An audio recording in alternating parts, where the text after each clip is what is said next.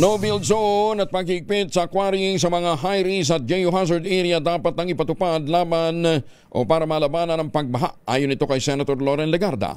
Detalye na balita mula kay Raymond Adpasa, Rish 28. Raymond, good morning. Muling inungkat ni Senator Loren Legarda ang dekada nitong ipinapanawagan na kailangan nating kumilos upang mabawasan ang epekto sa atin ng mga kalamidad.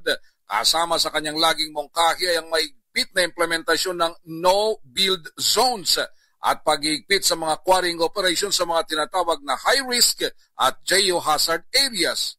Isa sa itinuturong dahilan ng matinding pagbaha sa Cebu ay ang pagkalbo sa bundok para sa development ng isang high-end residential area.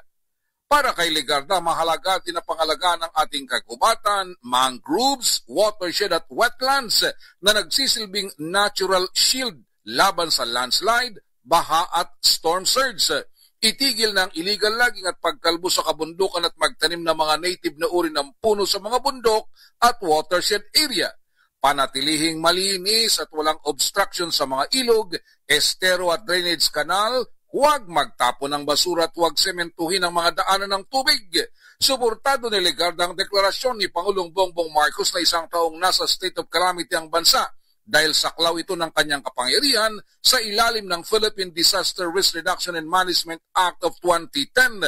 Ngunit, binigyang din ni Legarda na kailangan ng karampatang pagkilos dahil lahat ng kanyang mga binanggit ay science-based, cost-effective at community-centered measures at hindi bagong kaisipan.